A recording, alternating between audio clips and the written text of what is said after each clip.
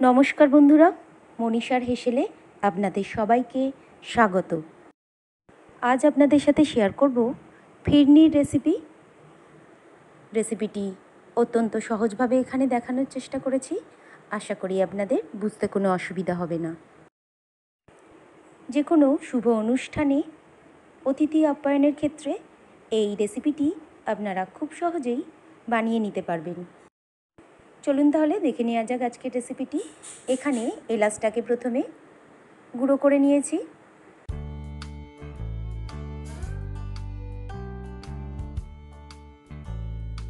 আর নিয়ে নিয়েছি 1 কাপ পরিমাণ বাসমতি রাইস। বাসমতি রাইসটাকে ভালো করে ধুয়ে নিয়ে এইভাবে জল ঝরিয়ে শুকিয়ে নিয়েছি কিছুক্ষণের জন্য। চালটাকে বেশ কিছুটা শুকিয়ে নেওয়ার পর মিক্সিং জারে দিয়ে গুঁড়ো করে নিয়েছি।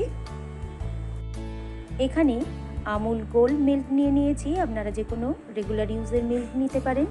এছাড়া নিয়ে নিয়েছি ড্রাই ফ্রুটস, 1 কাপ পরিমাণ চিনি, কেশর, এলাচ গুঁড়ো, বাসমতি রাইস গুঁড়ো। ড্রাই ফ্রুটসের মধ্যে এখানে কাজু কুচিয়ে নিয়েছি, আলমন্ড নিয়েছি আর কিশমিশ নিয়েছি।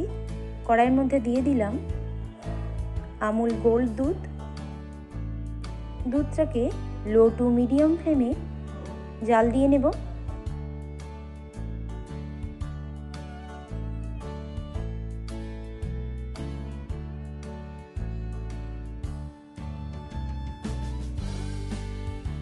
দুধটাকে একটু ঘন করে জাল দিয়ে নেওয়ার পর দিয়ে দিলাম বাসমতি রাইসের গুঁড়োটাকে।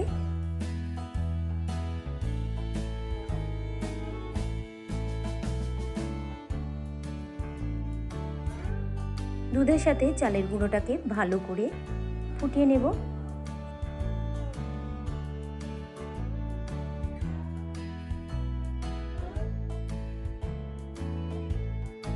চাল আর দুধটা একটু ফুটে ঘন হয়ে আসলে দিয়ে দিলাম 1 চামচ পরিমাণ এলাচ গুঁড়ো,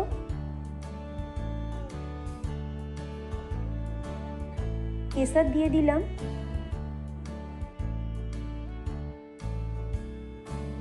সমস্ত উপকরণকে ভালো করে একসাথে মিশিয়ে নেব এভাবে।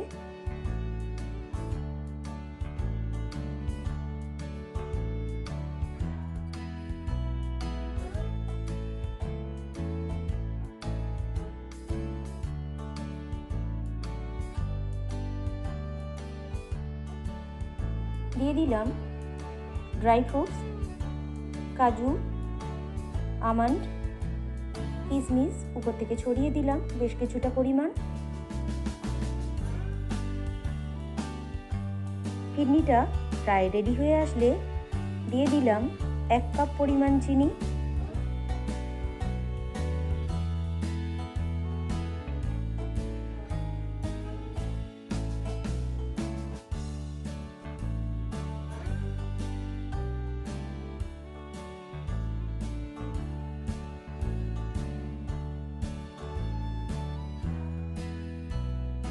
সর্বশেষে দিয়ে দিলাম 1 চামচ পরিমাণ গোলাপ জল।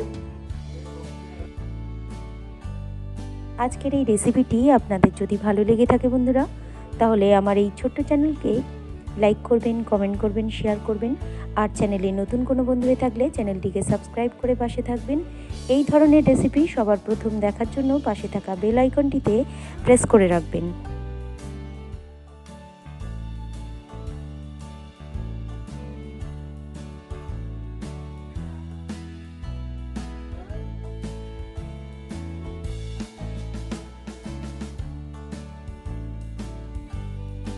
ফিরনির উপর থেকে ছড়িয়ে দিলাম ড্রাই ফ্রুটস।